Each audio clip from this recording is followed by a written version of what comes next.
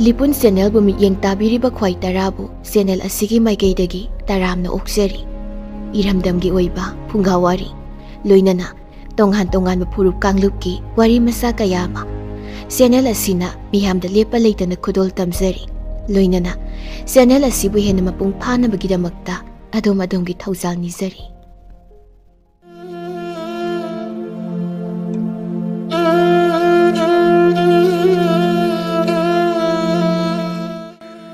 mayamda khudol tamjari phungawari kangthol makhong marigi lairembi thaina mamangaida lairabi lukhrabi amagi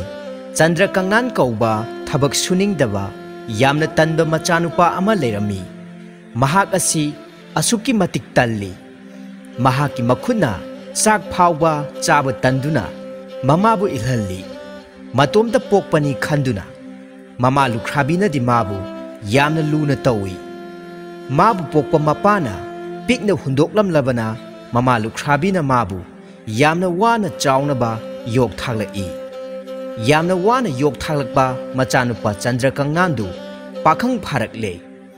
nong hek ngan badagi numit taba phawba thabak amata sudana sumangda ngahau chalam laga phamungda kakhatuna tumbana magi mathauni numit khudingi asumna chara tum togduna magi punsi leli mahak mamanaba amatagasu tinaramde mapan suthokte machanupa pakhang adugi mabuk thananaba honabada mama lukhrabi adu makok mamai khangdre lairabasu nongmagi asum henjilai maitegi wahaida lairabana chari tatli chadabana pukpaiduna khangli laitabana mafi setpa thungdana saruna namai semle hainabadu mama machada thokle madu phawda chandra kangnandi tanbadagi ikaiba khangde mamana wabasu ude nongmadi mama lukhrabi na awang thangbada leiriba usuba nupa amagi maphamda machanupa chandra kangnanbu thabak suba khara yauhanbiu haiduna sinarami lukhrabi adugi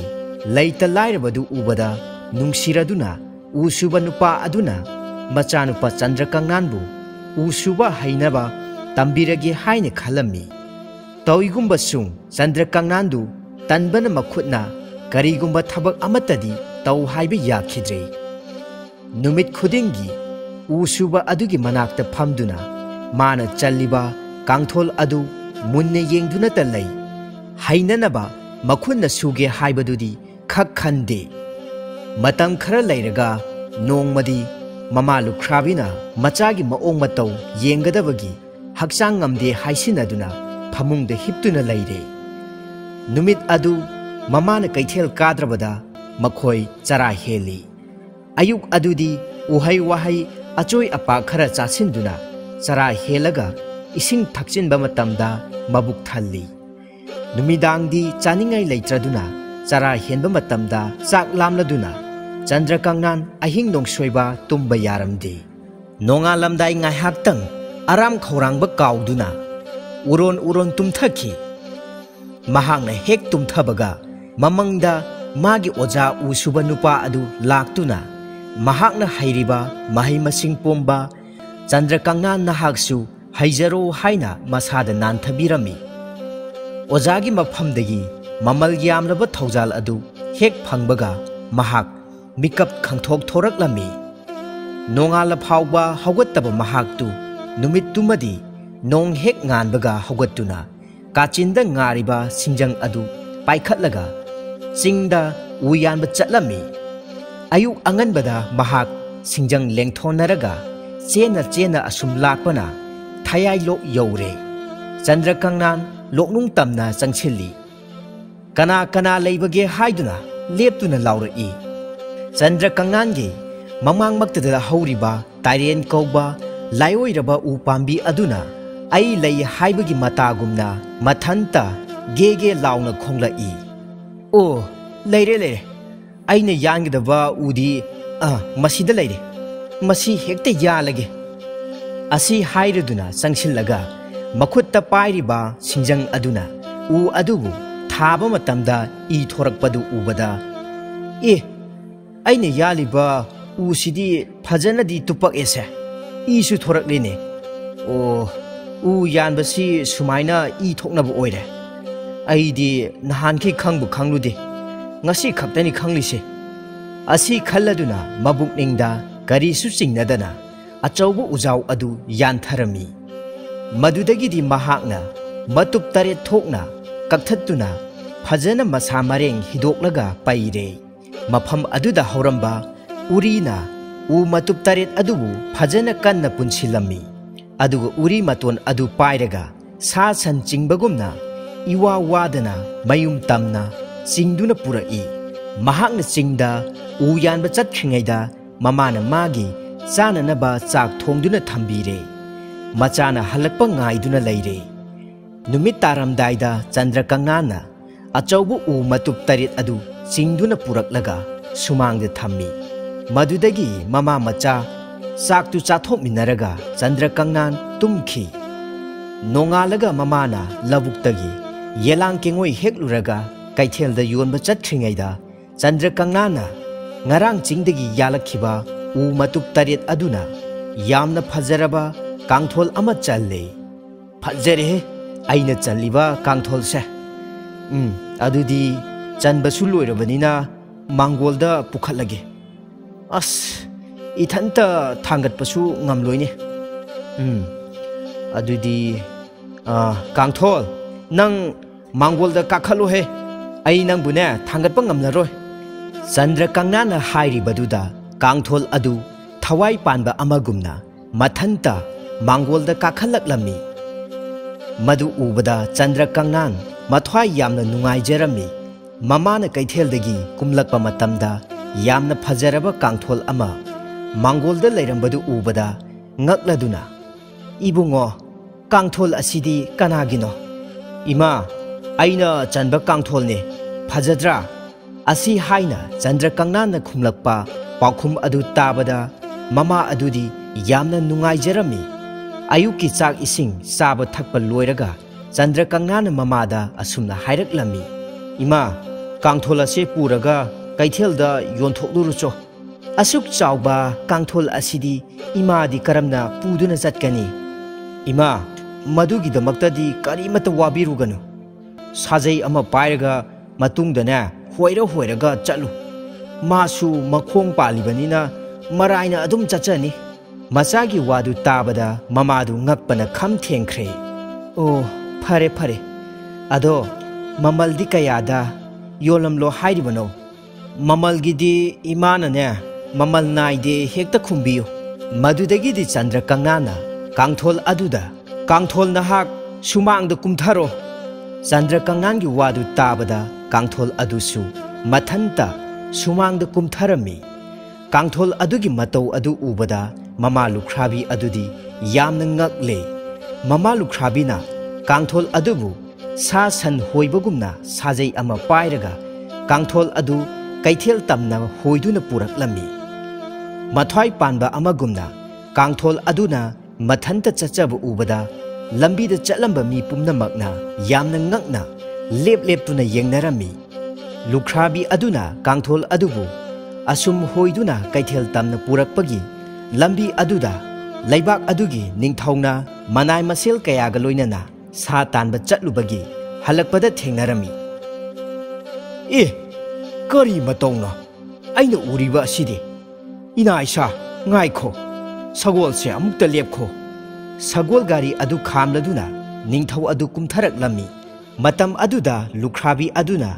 ningthau ubada iningthau hairaduna makok nona punemjarami lukhrabi adu yengladuna ningthauna asumna hanglaklami ichal saklabi nahakna puduna chatliba kangthol asi kadaida puribano lukhrabi aduna khumlaklami iningthau nanai gise kaithelda yonjaruge haiduna pujarakpani lukhrabi adugi paukhum adu tarabada ningthau aduna mahaki manai singda onsiladuna asumna hairaklami nakhoi khara nupi asiga loinana kangthol asi konungda purau asi haina hairamladuna ningthau adu hana mahaki sagol gari aduda sana konung tamna khonglengkhrei ningthaugi yathang matung inna lukhrabi aduga loinana कांथोल अदु निंगथौगी मनाइसिंगना कोनुंगदा पुरकलमी सना कोनुंग यौरबदा निंगथौना अंगकपा यामना फजरबा कांथोल अदु उबदा पेनमन खरदुना इशल इबेमा कांथोल असिगी ममलदी कयानो निंगथौगी वादु ताबदा लुख्राबी अदुना मखुल लोनरदुना खुमलकलमी ननाई ऐगी कांथोल असिदी ममल नाइजदे ओ फरे फरे अदुदी नहाकी कांथोल असिगी ममलदीने मतिक चागदबा येंगलगा हयेंग लौबा लाउ ngasiगीदी कांथोल असि थनम लोको असुमना निंगथौगी याथंग अदु ताबदा लुख्राबी अदुदी यामना हराउना मयुमदा हनखिरमी नुमिदांगदा निंगथौगी मनाई सेलुंग जाउना निंगथौगी महुत सिलदुना कांथोल अदुगी मथक्ता मोमपाक अहनबा अमा थारदुना मराइबा अहुमलक सोकना कत्तुना काखतली अइना तुमगदोरिबा कांथोल असि इचम चंबा नत्तेको अथेंबा अहिंसि फावबा करी करी तौरपगे हाइबदो खंगननबा अइ तुमथदना लैरगे असुमना मिसिक मिरावखोल काना अमता तारक्त्रबा अहिंग नोंयाई चबुक्ता कांथोल मखोंग मरी अदु लाइरेंबीगी सक्तम ओइरकले चिंखै थंबा कांथोल मखोंग अदुना इता अहुमक अहिंग नोंयाई यौरकले मिसिक मिरावखोल तारक्त्रे वारबसु वाना इता अहुमना अमुक्ता पुबिरमु आई ngaihaktang chathoklukhige asi haina hairamlaga chingkhai thangba kangthol makhongdagi olakpi lairembi adu thong hangdoklaga chatkhre ngaihak chatluraga hanjilaktuna magi hanagi maphamda changlaktuna amuk pure kangthol makhong ahumna olibi lairembi sing aduna hanglaklami itana chathoklubadi kari kari urakpage chathoklubi kangthol makhongna onbi लाइरेंबी अदुना खुमलकलमी आइना assume चिंखै पांगना चतुना Koyna येंबदा लैबाक निंगथौगी करीगुंबा फत्तबा करीसु उरक्ते मदुदगिदी Koubru थांबा कांथोल मखोंगना ओनबी लाइरेंबी अदुना अमुक हाइरकलमी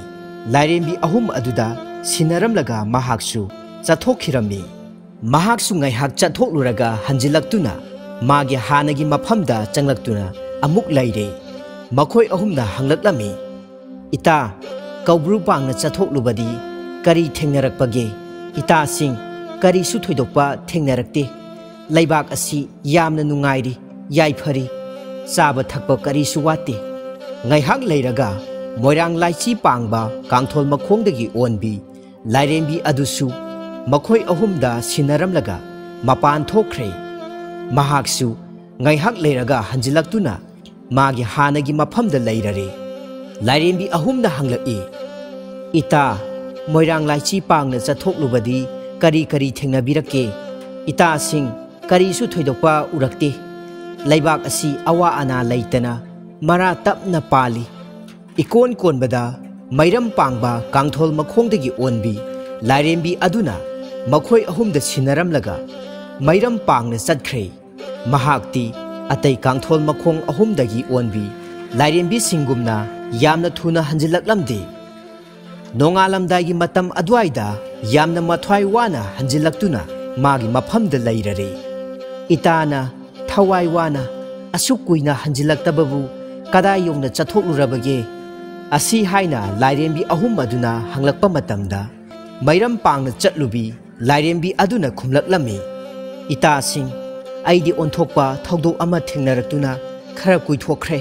आइना मैरम पांगना assume चटलुबा मतमदा कैथेल अमा थेंगनै कैथेल अदुगी मयाई मक्तदा अहल ओइरबी नुपी अमना मखोंग मखुत तिंगथोक्तुना तेंथाना ओइना कपतुना लैरमी थेंगलबा अहिंग अदुदा कपलिबदु कनानो खंगनिंगदुना आइना चंगसिनदुना हंगबा मतमदा अहल ओइरबी नुपी अदुना आइदी lump असिगी कैथेल असिबु कोलिबी लाइरेंबीनी हाइना खुमलई आइना Eben करीगी कपलिबनो हाइना हंगबदा लैबाक असिगी Ningthou असे मथ्वाई मांगलगनी खल्लुबदा नुंगाइतबदगी कपलिबनी हाइना तेंथादुना खुमलई मदुदगिदी आइना करम तौरगा निंगथौगी मथ्वाई कनबा यागदगी हाइना हंगबदा हयेंग नुमित युंगबा मतमदा निंगथौना तुमनिंगबदगी मनाई मसेल कना अमता चंगहंदना थोंग लोनसिनदुना मतोमता तुमदुना लैगनी मतम अदुदा अमुबा लिन अमा mafam ikhang khanghaudana chongthoraktuna tumduna leiriba ningthau adubu chikkani phamungda kakhalakpa matam aduda lin adubu matup tare thokna kaktuna hatlaga lukhumda makok mamai onthokduna phumjillabadi ningthaugi mathwai adu soidana hingani asi hairamlaga ahal oirabi nupi adusu mangthre asumna kangthol makhong marina onba lairenbi sing aduna wari sanaba loiraduna kangthol mari amu olakle wari pumba tarbada mathakta hipliba selungjau kibana tu chungi mahakna phamungda hipna ningthaugi mathwai kange haiduna mabuk ningda chap yungna leple ngai hak asum leiraga nongalaktuna kwak khonglakle nong hek nganbaga selungjauna phamungdagi hogatlaga masadu sengna iruja thokle ahingda kangthol makhong marina onba lairimbi singna sanakhiba wari adu kana amatagi maphamdasu haidoktre selungjauna makhutta yamna thauraba thangsang ama pairaga kana amata udana ningthaugi phamung thariba tumpham ka aduda lona changduna lotlammi numit yungba matam oisilaklabada ningthau magi kada manai masel kana amata su yawda tumba changlai thong lonsinduna phamungda asibagi pandam gumna ningai ba leitana tumduna leire matam aduda ikhang khanghaudana amuba lin ama chongthoraktuna ningthongna tumliba phamung adu tamna changsilaklami lin adu ubada selongjau saunningbana masada akiba karisu leiramde lin aduna ningthongna tumliba khuya thambal aduda sikkadawagi kangthol makhongda kakhalakpadu selungjauna chongthoraktuna kangtholna sadal oiraga lin adu matup taret thongna kakthatle madudagi akakpa lin matup taret adu makok mamai onthoknaraga phamenda phumjilammi matam adu phawba ningthau adudi ningai ba leitana tumduna leiri mabungo ningthaugi thawai kanjaba ngamle khalubada selungjau thawai yamna nungai jarami I tairaba thang adu mareng banda lengthonaduna ningthaugi kadagi thong hangdoktuna thoraklami selungjaugi maong matau adu ubada ningthaugi nupi leibak leimana singnaduna ningthau hatle haiduna koilau laurami madudagi di angam athau mayam ama chensinnarakuna khudakta selungjaugu phare selungjaugi masada I chongba amadi I taiba thang pairiba adu ubada ningthau siramba tare khanduna angam athau kayana ningthauna tumliba ka adugi thong adu hangdoktuna changlai isi sibagumna tumduna leiriba ningthaugi masada kupliba I tairaba phi adu ubada mayam sing adugi wakhalda ningthau adu sire haina khanarami matam aduda ningthau adudi nungairaba mang ama mangduna ningaidana tumduna leirami mayam changlakpagi makholdu karisu taramde mayamna ningthau sire khanduna thawai wanaringai aduda leibak leimana chensilaktuna ningthaugi makhong kolaga kablaklammi mayamgi mikap miraukul adu tabada ningthau tumba kairaduna haugalaklammi mahakna haugalakpa matamda mayamna leinaramliba maong matau sing adu ubada yamna ngakladuna karino nakhoi mayamna taunaramliba matau siri kari dawba yaurabage leibak leimana thokliba thaudok adugi matangda mathang sitna hangatjarami angakpa wafam adu tabada mahakna luna chana thamjariba selungjaubu kauraga ningthauna hanglaklami selungjau thokliba thaudok asi karino haibado marik chumna pau tamu wa kari sulotpa yaroi madudagi di selungjauna mathamoi sengna ngarang ahing thokiba thaudok sing kangthol makhong marina onba lairembi singna sanakhiba wari sing loinana mahakna lin hatkibana singba mathang manau setna wari pumba liduna ningthau amadi mayam pumbada tahalli madudagi di mahakna lukhumda phumjin khiba lin adu leiba khotoktuna ningthauda utle akibagi masak phanglaba lin adu ubada ningthauna peladuna manai selungjaubu chena konbirami aduga ningthau aduna penmanladuna manai selungjaubu mana mathumga loinana yamna chawraba phamthonsu hapire siragadaba ningthaubu mathwai kanbibagi damakta miyam pumnamakna nungaiduna leiringaida कांथोल योनबी लुख्राबी अदु लाक्तुना निंगथौना लुख्राबी अदुदा कांथोलगी ममल ओइना सना खौजाउ चामा लुपा खौजाउ चामा पिरमी मसीदगी सुपेंद्रदुना महाकी अमत पोक्सेबी मचानुपी अदुबुसु चंद्र कंगनांदा अवोन अवुन Chowna तमदुना लुहोंगबिरमी लुख्राबी mama मचा अदु अवात अपा लैतना नुंगा याइफना पानखिरमी।